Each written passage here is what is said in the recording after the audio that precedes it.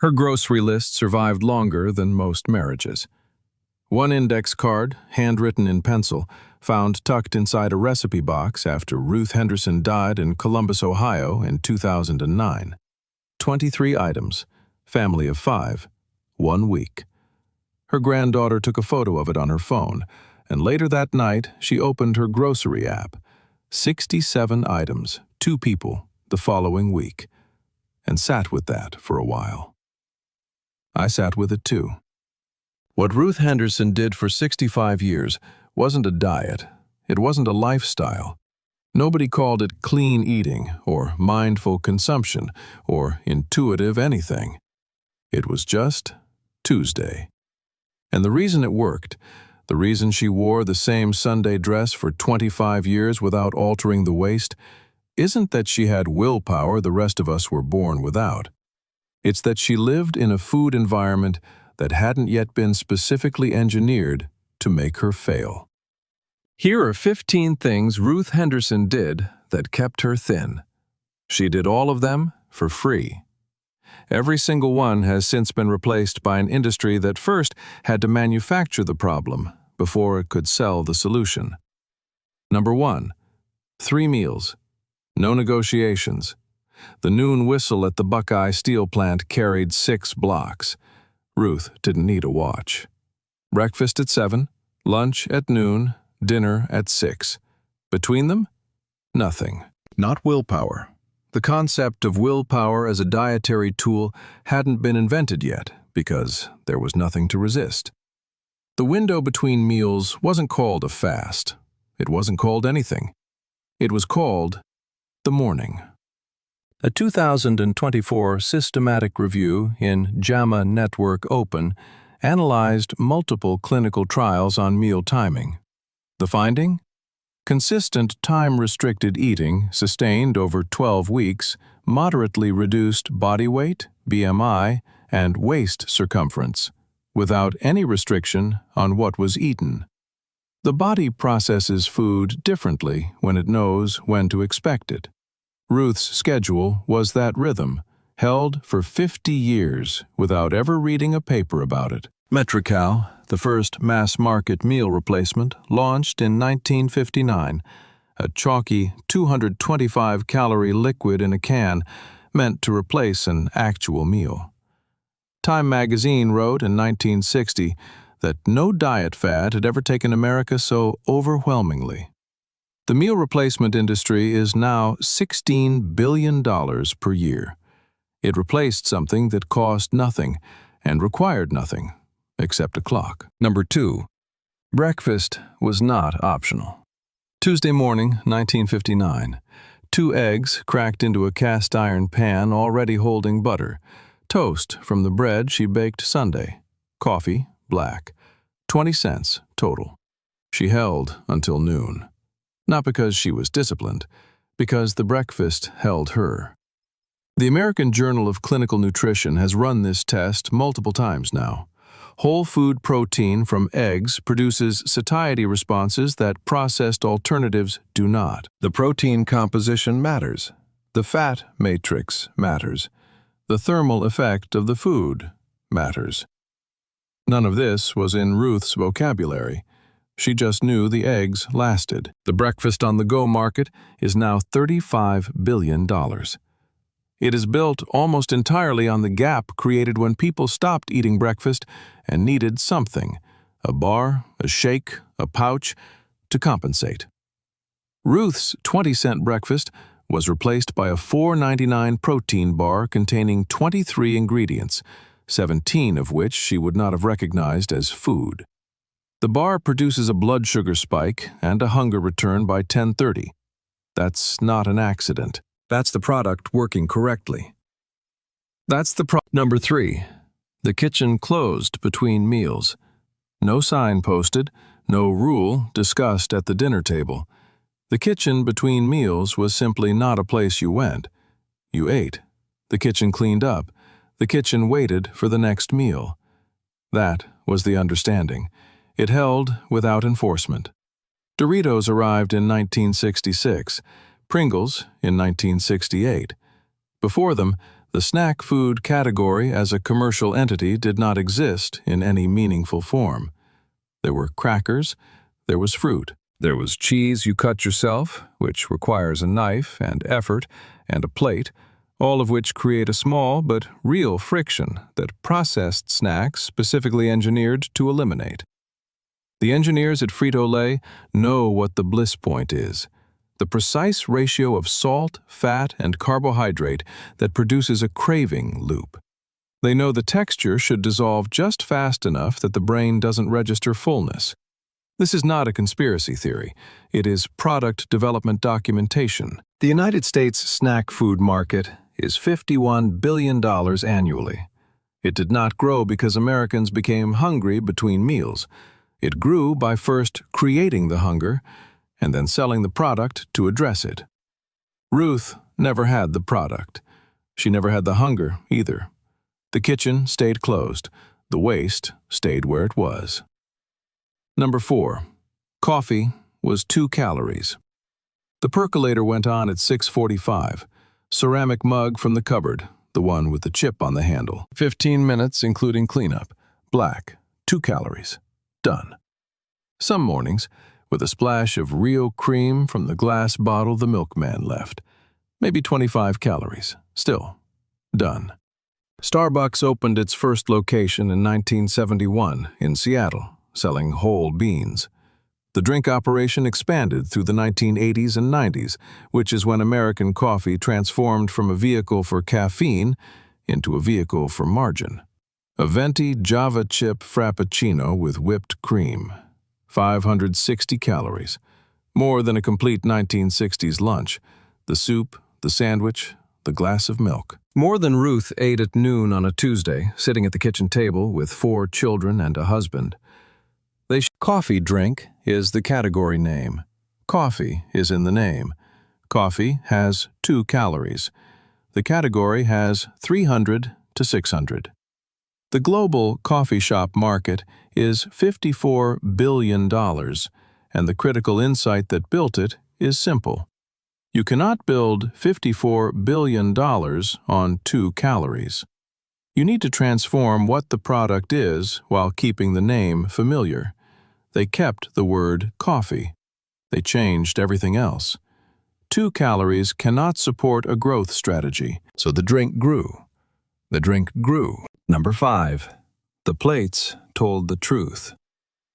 9 inches across. That was the standard American dinner plate in 1957. 9 inches. Today, the standard is 12. That is 23% more surface area. It sounds trivial. It is not trivial. Brian Wansink at Cornell ran the research for 20 years. The man could make you eat more soup out of a bowl that secretly refilled itself, and people reported they weren't hungry. The portion size effect is this. People eat more when more is served, independent of hunger, independent of how hungry they were before sitting down. The brain reads the plate before the stomach does. The full 9-inch plate reads as a complete meal. A full 12-inch plate reads as a complete meal. The difference is a couple hundred calories a day. A couple hundred calories a day is, over a decade, a lot of Sunday dresses that no longer fit. Nobody changed the plate size because of some grand cultural shift. The plate size changed when restaurant chains realized a larger plate justifies a larger serving, justifies a higher price point. The plate was the right size. It always had been. Nobody changed it until there was money in changing it. Number 6. Sugar was an event. The sugar bowl on Ruth's table wasn't hidden. Visible, white ceramic, sitting next to the salt and pepper. Available. Sugared her coffee sometimes. Put it in the pie crust. Sunday pie, specifically. Sugar in the birthday cake. Sugar in the Christmas cookies. What was not in the sugar bowl? The bread. The pasta sauce. The peanut butter. The salad dressing. The crackers. The soup. The tomato juice. The canned beans. In 1955, a tomato sauce recipe was tomatoes, garlic, olive oil, oregano, salt. Ragu's classic tomato sauce today lists 22 ingredients, including high fructose corn syrup. It is in the tomato sauce. You do not put it there. It arrives pre-installed. The added sugar Americans consumed in 1950 was roughly 45 pounds per person per year. In 2020, 57 pounds, with significant portions hidden inside foods that do not register as sweet: pasta sauce, bread, barbecue rub, ketchup, low-fat yogurt, which is aggressively sweetened to compensate for the removed fat, which carried the flavor, which was the reason the yogurt tasted like yogurt. Birthday cake meant something to Ruth's children because it was rare. Rare things carry weight. When sugar is in the bread and the sauce and the granola bar and the flavored water and the protein shake, nothing tastes like a birthday. Everything just tastes like a low-grade hum of sweetness, calibrated to keep you reaching for more without ever satisfying the craving. That's not a side effect. That's the business model. Number 7. The table had 2 drinks. The milkman came Tuesdays and Thursdays. Milk for the children, real and whole. Water for the adults at dinner. Coffee after, black, or with actual cream from that same bottle. Soda was a Friday night occasion. A 6.5-ounce glass bottle of Coca-Cola, the only size they made in 1957, because that was the size they had decided to make. One size, 6.5 ounces. The 12-ounce can came in 1960, the 2-liter bottle in 1978. The 20-ounce convenience store bottle is now the standard, and it contains 240 calories of high fructose corn syrup and flavoring. 240 calories. The body does not register liquid calories the way it registers solid calories. The satiety signal is substantially weaker. You drink 240 calories of soda, and your lunch does not get smaller. Ruth's 6.5-ounce Friday Coke, 78 calories, if that, was a treat, and it was understood to be one. The global non-alcoholic beverage industry is over $300 billion annually. Water cannot build a $300 billion industry. Water is free, or nearly free. Something else had to be invented. Something had to be made necessary. The industry is that good at its job that most people now feel vaguely deprived drinking water at a restaurant, as though something is missing. The something that is missing is a 30-cent per can liquid they pay $2.99 for. Number 8. She cooked every meal from raw ingredients: flour, butter, eggs, potatoes, onions, whatever the butcher had on Tuesday, whatever was coming in from the garden in summer, carrots from the bin, stock she made herself from the chicken carcass she did not throw away. When you cook from raw ingredients, there is no high fructose corn syrup in the pot roast because you did not add any. There is no modified starch in the gravy because you made the gravy from the drippings. There are no sodium levels at 60% of daily value because you salted it yourself and you can taste it. A study in public health nutrition tracked eating habits across 220,000 adults. People who cooked at home most days consumed significantly fewer calories per meal than people who ate restaurant or processed food most days. Home-cooked food is structurally less calorie-dense. The geometry is different. Kraft macaroni and cheese, the blue box, 26 ingredients, including sodium triphosphate, milk protein concentrate, and oleoresin paprika. Homemade macaroni and cheese, the kind Ruth pulled out of the oven on Wednesdays. Pasta, butter, flour, milk, cheddar, salt. 6 ingredients, same dish. Ruth made her bread on Sunday and ate it through the week with butter. Real butter, not margarine, not a spreadable blend, not a low-fat substitute engineered in a laboratory. And the bread tasted like bread, and the waste stayed where it was. The processed food industry is over $3 trillion globally. Ruth's kitchen competed with none of it. The flour was cheap. The butter was cheap. The time was not cheap. But it was time she had, and time she spent. And when she opened the oven, the thing that came out had 4 ingredients and nothing else. Now here is the thing about all 8 of those items. None of them required discipline. Not in the way we mean discipline now, as a daily act of resistance against temptation, a willpower exertion, a choice to be better than you want to be. Ruth didn't need discipline at 7 in the morning because there was no option to grab a drive-thru on the way to work. She didn't need discipline between meals because there was nothing engineered to compromise it.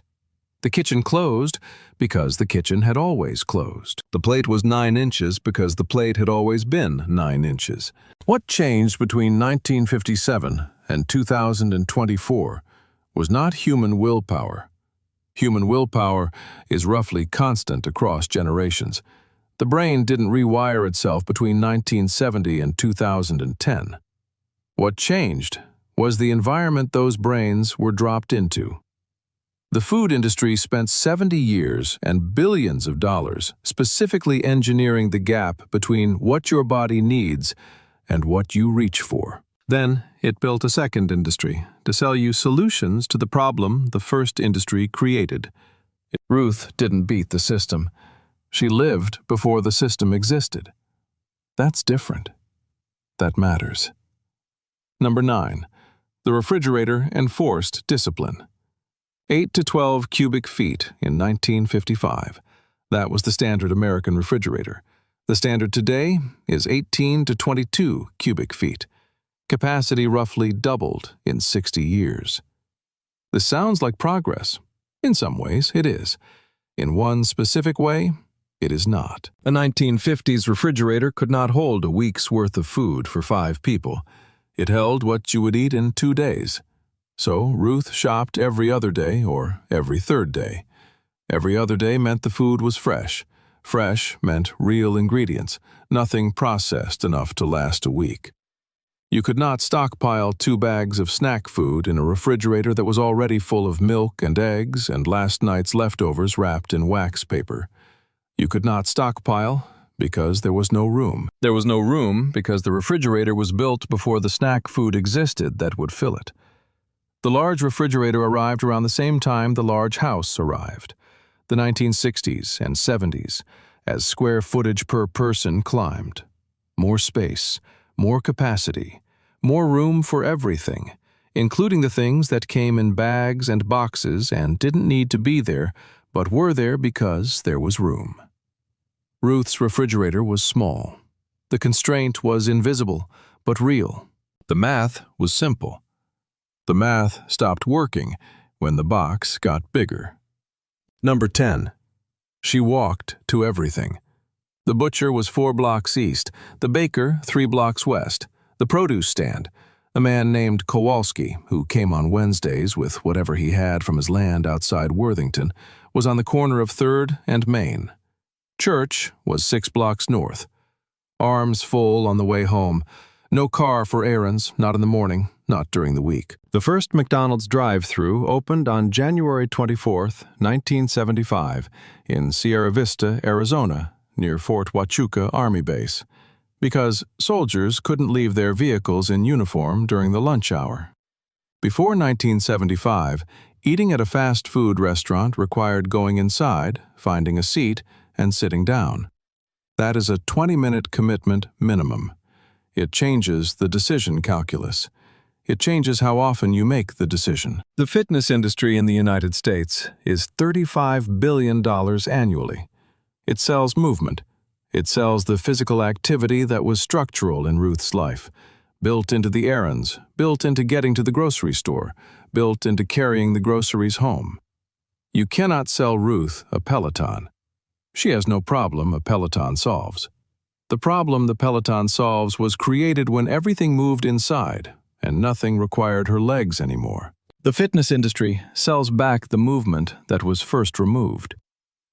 Number 11. The house was the workout. Monday was laundry. Not laundry meaning carrying a basket to a machine and pressing a button. Laundry meaning filling the wringer washer, which required attention and management. Then carrying the wet load outside to the line, pinning everything individually, watching the weather, bringing it in when the clouds came, ironing what needed ironing with an iron that required physical pressure to move across fabric. Tuesday was floors, not a Roomba, hands and knees with a scrub brush on the kitchen linoleum.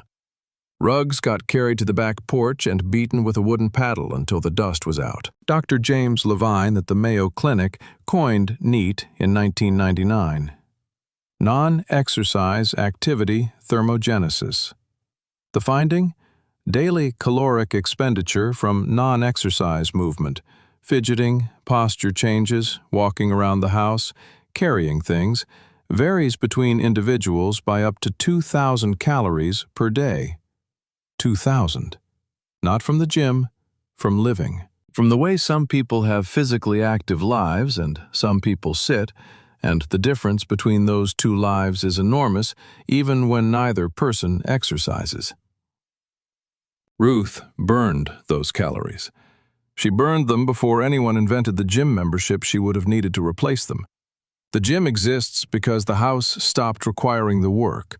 The work didn't disappear. It got outsourced to machines, to services, to infrastructure, and then the industry selling the work back emerged to fill the gap. Ruth's Monday was free. Your gym membership is $45 a month. Number 12.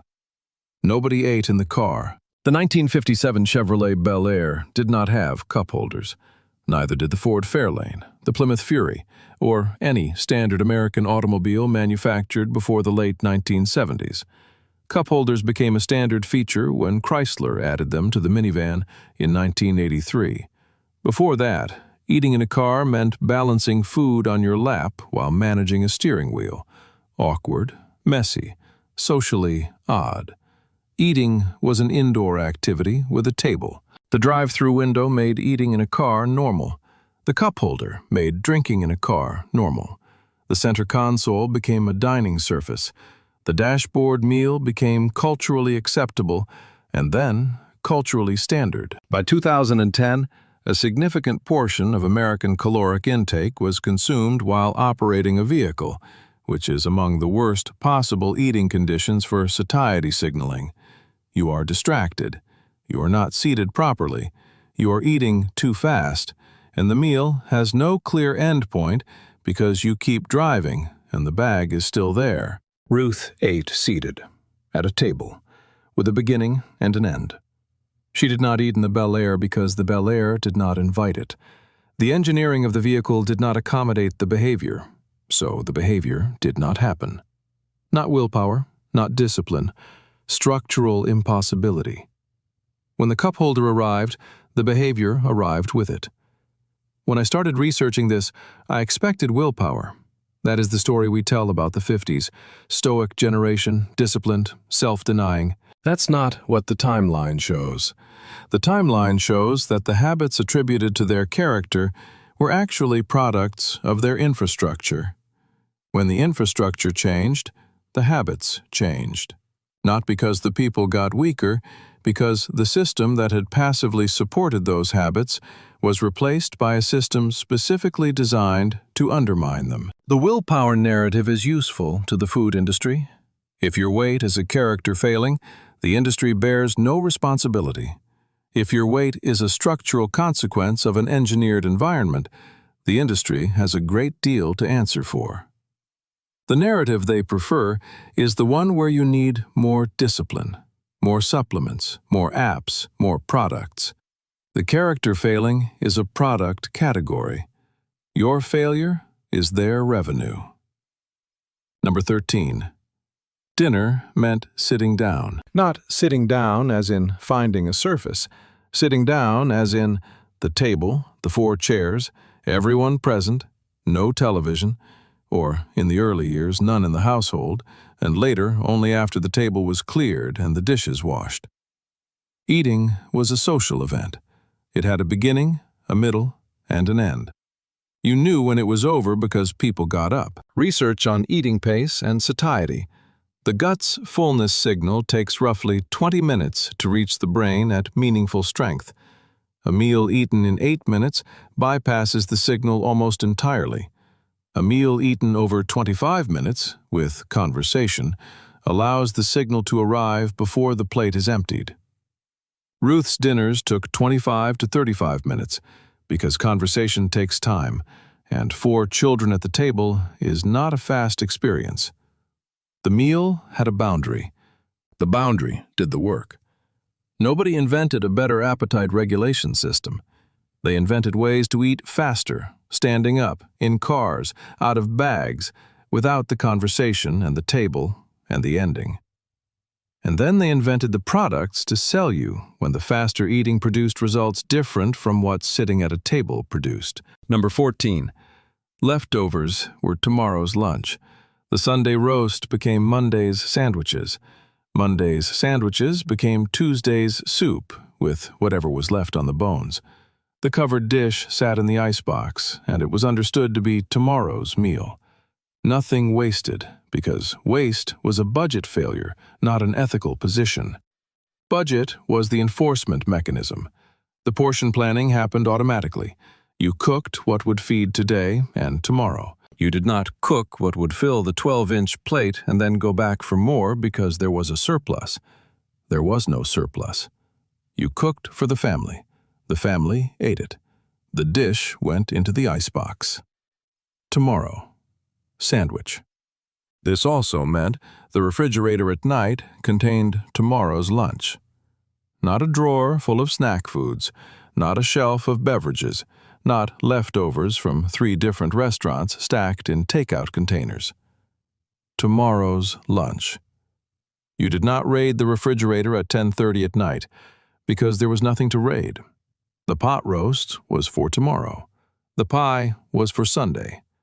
The boundary between meals held because the food itself enforced it.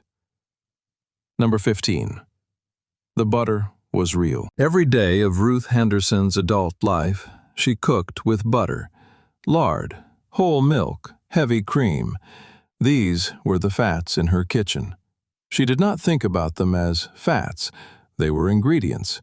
She used them the way her mother had used them, the way the recipe called for them, the way food had always worked. In 1977, the McGovern Senate Select Committee on Nutrition and Human Needs published its dietary goals. Reduce fat intake. Replace saturated fat with unsaturated alternatives.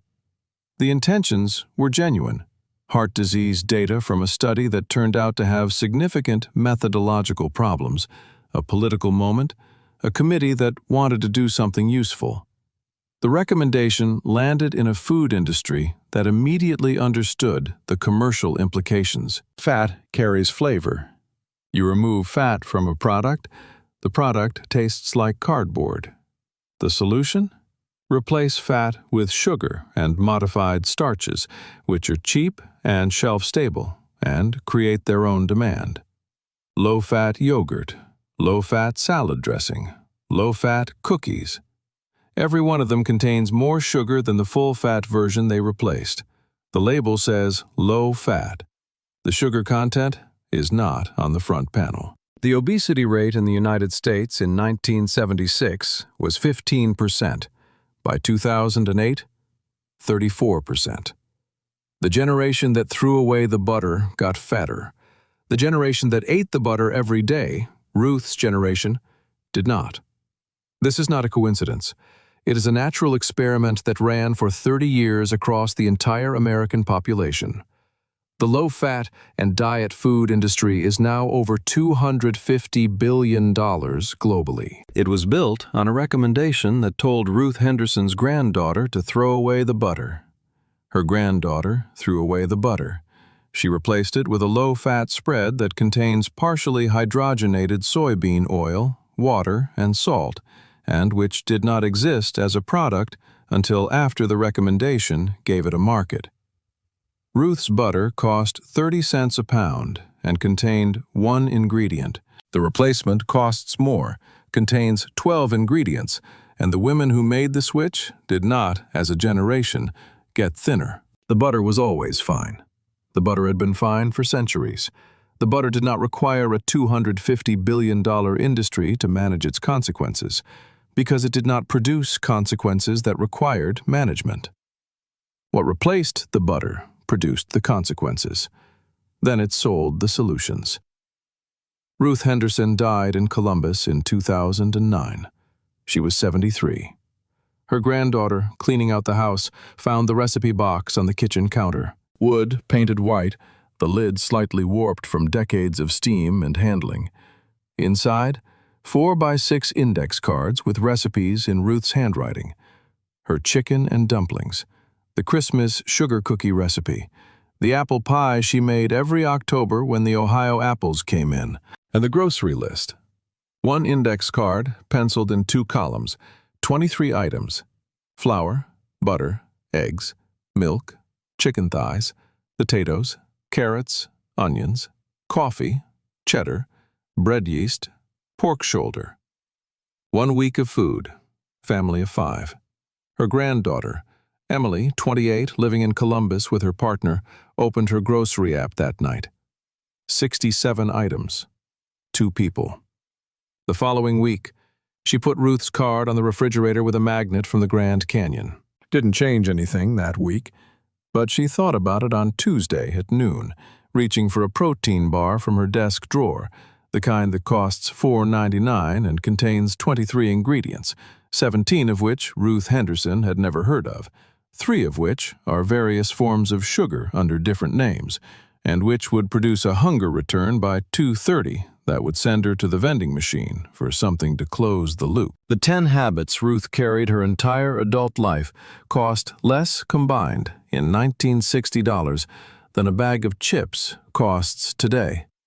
None required a subscription. None required reading a label, counting a calorie, downloading an app, or consulting a professional. None required willpower in any sense that required exertion, because the environment didn't require willpower. It just didn't create the conditions where willpower would fail. What changed was not what the body needs. The body needs roughly what it always needed. What changed was who gets paid when those needs get met, or more precisely, when those needs get almost met, in ways engineered to leave the craving slightly open, the hunger slightly alive, the need for the next product slightly real. That gap, the engineered gap between what the body actually needs and what is sold to address it, is the entire business model. It is worth, globally, multiple trillions of dollars. Ruth Henderson's index card is the document that closes it. She didn't know she was doing anything remarkable. Tuesday was just Tuesday.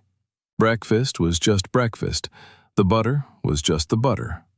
Pick one thing from this list. 1. Not 15, 1. Try it for a week, genuinely, and come back and tell me what happened. Because I have an entire decade of these receipts, and the food industry would prefer you never see them. Subscribe. Charlie's got more of this. And unlike the 17-ingredient protein bar, it's free.